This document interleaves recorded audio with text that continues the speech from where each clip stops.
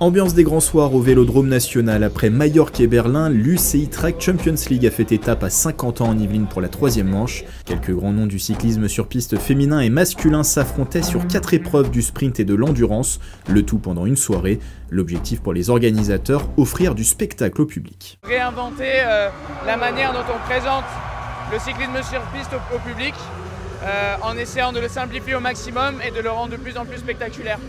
À quelques mois des JO, la ferveur olympique s'est ressentie dans les gradins saint-quentinois. Près de 3900 spectateurs ont assisté à la compétition au Vélodrome, site de Paris 2024.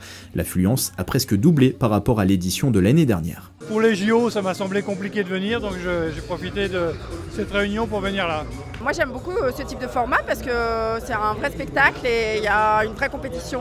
On fait de la piste aussi à Saint-Quentin, donc voir les pros rouler beaucoup plus vite que nous, c'est plutôt cool aussi. Côté français, pas de Marie-Divine Kwame ni de Mathilde Gros, vainqueur de la Champions League l'an passé. 3 bleus étaient engagés sans obtenir de résultats probants devant leur public. Quentin Lafargue termine dernier du scratch et 13e de la course par élimination. Le champion du monde 2019 du kilomètre a commencé depuis peu sa mutation de la vitesse vers les épreuves d'endurance. Je suis venu parce que je trouvais ça intéressant. Je me suis dit que dans l'idée, ça allait animer un peu ma prépa hivernale et que ça allait pouvoir me faire des efforts en compétition qui étaient plus agréables.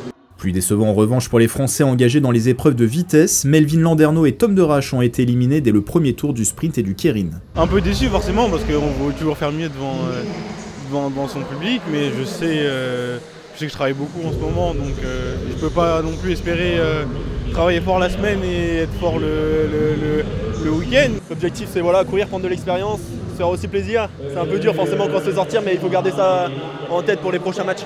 Au classement général du sprint dominé par le néerlandais Lavressen, Tom Derache perd sa 3e place. Il compte désormais 16 points de retard sur le podium. L'UCI Track Champions League s'achève les 10 et 11 novembre prochains, 2 dernières étapes au programme à Londres.